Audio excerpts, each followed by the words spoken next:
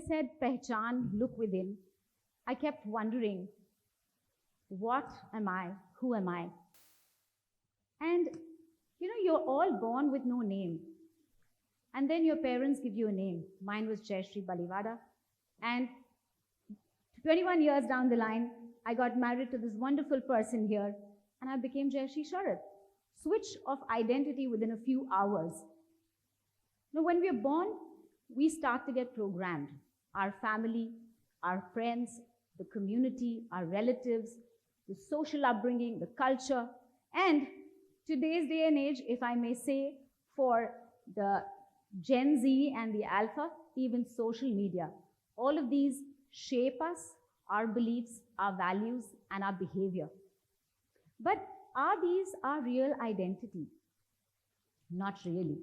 We are constantly trying to mold ourselves and be like somebody the community and the society wants us to be.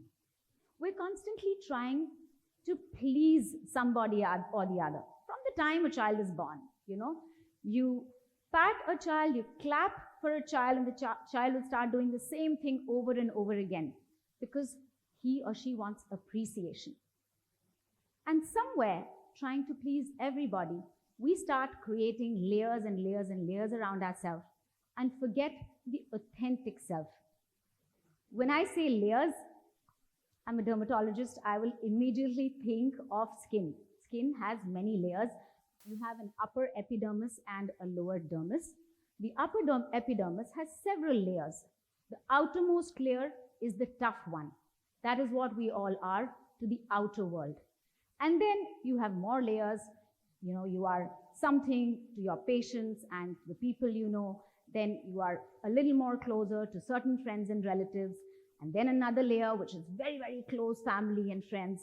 And finally, that inner layer of insecurities and fears, which actually shape you up eventually. The innermost is the dermis, and that is your subconscious, which you probably don't even know, right? Now, diving into my insecurities, my first insecurity, as you all can see, of course, today I've again gone back to my 3.5 inch. My first insecurity was my height. From the time I was born, I think I never grew. And always a first bencher, always called Chotu, Tingu, Dwarf, Shorty. Some of them mocked me, but some of them didn't even realize. They just called me Shorty because I was short. But I was always getting hurt. It was impacting me. And as I grew and I went to school and college, I loved to perform, I loved to dance, I loved to act, but I would never get selected because I was short.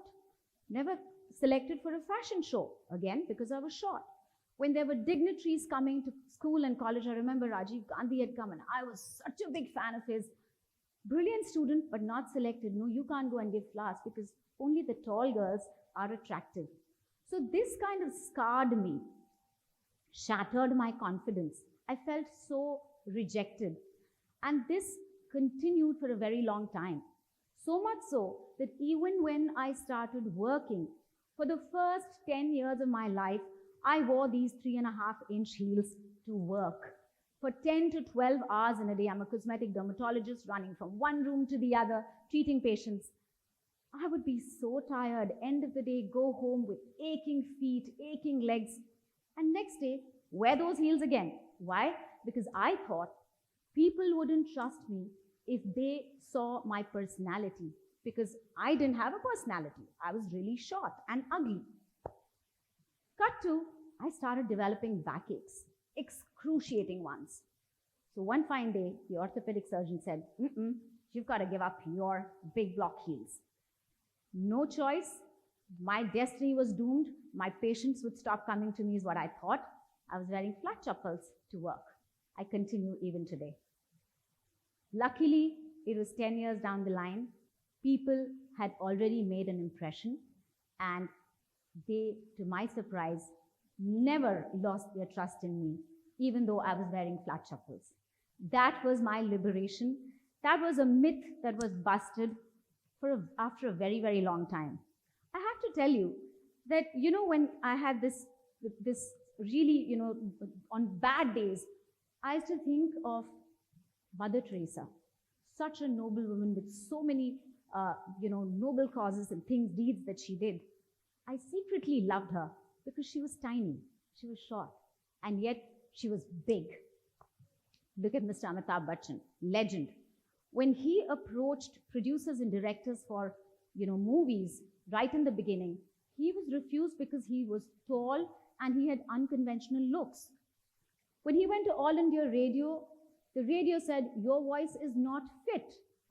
And today, his baritone is coveted globally. And he has ruled the Indian cinema for over 5 decades. Persistence, pursuit of your passion. Height, weight, sizes do not matter. As a dermatologist, I see a lot of patients every single day. Some suffer with acne, some with acne scars, hyperpigmentation, leukoderma. 2% of Indian population have vitiligo, those white patches all over the body. Losing hair, young boys and girls losing hair. Now, these are not life-threatening disorders, but for the sufferer, it can cause excruciating psychological trauma. And that's something we need to understand. And who does that? We. Imagine if I, walked into a room and I had my face full of pimples, 7 out of 10 people would say, hey, kya ho gaya? Why aren't you going to a doctor? Why didn't you apply neem paste? Why didn't you do this? Everybody has suggestions to give you, and that bogs you down. My mother, I think she was the most beautiful woman I ever saw. I lost her in 1997. I remember she had these 2 hyperpigmented patches on her cheeks called melasma, not curable. She used to apply this very famous fairness cream, all of you know. She would do that every single day in the hope that this pigment would disappear. It never did. And she always thought she was ugly. She wouldn't step out, And then you have, all these girls, beautiful girls and boys who come to my clinic and want to be fair. Everybody wants to be fair these days, okay? Mothers say, my daughter will not get married if she isn't fair. Then somebody says, oh, I won't get a job, I remember my friend, he used to apply face powder every night before going to bed, thinking that when he woke up in the morning, he would be a tad bit fairer. He would dread going to school because everybody called him Kawa and Kalu and, all sorts of names, which really lowered and spoiled his self-esteem. Even when you talk of media and advertisements, they are perpetuating fairness. And that's something we should all be proud of. Melanin, the pigment which is responsible for this color, for our dark color, is actually protecting us from ultraviolet A and B. It is protecting us from skin cancer. It's preventing fine lines and wrinkles. Look at Caucasians, look at the fairer people. They age faster than us. We should embrace all shades of brown, and we should be proud of our skin color. Then comes obesity. Do you know that it is not just a lifestyle issue? People who are obese may not just be obese because of eating. My husband here is a bariatric surgeon. He told me that in 1997, the WHO actually labeled obesity as a chronic disease. There are way too many reasons. It could be genetic, there could be hormonal imbalances, there could be mental disturbances, there could be environmental stressors and medication. All of these could add to the body weight. And then with that comes type 2 diabetes, dyslipidemias, heart diseases, liver disorders, etc., etc., etc. So all of you who think you're a little overweight and you're always struggling with these body shaming issues, embrace yourself. Flaunt your bodies. But as a doctor, I will request you, please get yourself checked just to make sure you don't suffer from any of these metabolic disorders. The other side of it, this fanatic ideology of remaining thin all the time. I've seen young girls, they starve for days. They go on diet pills. They exercise vigorously. And then they have bulimia and anorexia nervosa, as you can see. Every time they look in the mirror, they feel they're really, really fat. They're throwing up. I've had 2 friends of mine, one in Australia and one in Mumbai. Both their daughters were in the ICU because of anorexia nervosa and bulimia. One had electrolyte imbalance. The other was suffering from GI, gastrointestinal disorders. It was really crazy, very traumatic for the parents, right? So please, size 0 is not everything. Size 0 does not define you, right? So any size, whatever height, whatever weight, you have to learn to love yourself and embrace yourself. This selfie culture that we see today and social media has its own positives, but it also has these negatives. Kids come to me, they want to change their face, their nose, their lips. They want to ape or they want to look like their favorite model or their personality. They want more likes. That's not what it should be, right? So what we should all do, every morning when you wake up, look in the mirror and say, I am beautiful, I'm doing well, I love myself, and I'm the best. It's not a joke. You keep doing it every day. It is very empowering. You'll see that gradually throughout the day, you do so well because you have that positivity. Okay? It's also important that there has to be a mindset shift, not just amongst yourself and family, but also amongst the society. Now I come to my second insecurity. I was really wondering whether I should tell you all this, but then I said, people should know this because I am way past that now. I never had a normal childhood because my father was a victim of alcoholism. So every day when I would come back from school at 3 o'clock, I would shut all the windows and doors so that nobody could hear my father screaming or abusing or fighting. Although he was such a genius, he loved us, he doted on us, but this was a disease that he was suffering from. And I was completely humiliated and embarrassed. I never celebrated birthdays. I never got close to friends because I didn't want anybody to know what was happening in my house. So isolation was my way of normalcy. Gradually, as I grew up, I realized what I had done. This shame and embarrassment really cost me a huge amount when I was starting to practice. I couldn't bring myself to talk to my patients, especially those who were high profile. I used to be anxious and intimidated. Leave me in a room where there are about 10 people and I would be tongue-tied. I could not make a polite conversation with people at social gatherings, And as a cosmetic dermatologist, this was completely disastrous. So then I started working on myself slowly. I read a lot of books. I consulted a therapist. I started to learn that I need to love myself. I can make mistakes. I am human. I need to forgive myself. I need to practice gratitude. I need to just leave my childhood behind because that is over. So why am I self-sabotaging myself? I need to leave that anger behind, that anger as a child because, all my friends had a lovely childhood. Your parents were so good. I never had that. But that's over. And now is the time for me to bring about something great and something positive to the world and for myself.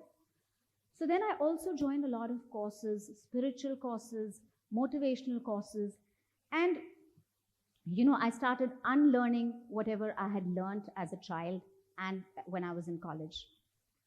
This change is very difficult, but you need to embrace that change. And you also need to be surrounded by positive people, people who encourage you to do really well every day, people who pat you on the back and not discourage you. Whatever little things you do, they should always be there for you. Look for mentors who will guide you positively and rediscover all your hobbies. Whatever you want to do, you want to dance, you want to sing, you want to do Zumba, you want to play an instrument, you want to travel, rediscover them. Keep some time for yourself. Sir Walt Whitman said, keep your face towards sunshine and allow the shadows to be behind you. Isn't that beautiful? I think that's really nice. My third insecurity was guilt. Now, as I grew, Mom passed away in 97, and then we all started blaming Dad for it because she left us due to a cardiac arrest and cerebral stroke because of stress. And I started distancing myself from Dad. Ladies and gentlemen, alcoholism is a disease. And there are so many others. I mean, I was not the only one. There are people with separated parents, other forms of addiction, poverty, child abuse, molestation. So many things keep happening. It's important to discuss these and come out of these. And it's important to forgive everybody who has caused you pain. Especially if you feel it's your parents who have caused you pain, please, please, please go ahead and give them a big hug. Forgive them and make peace with them. I did that. And the day I did that, there was complete liberation. I was able to shed all my fears, my shame, my anger, my angst, my, fear, my embarrassment. And today here I am, speaking in front of you, confidently, leaving my past behind and feeling loved. I do not need validation from anybody today. I am whole, I am enough, and I am what I am. Does it mean I have looked at my inner self and come to peace?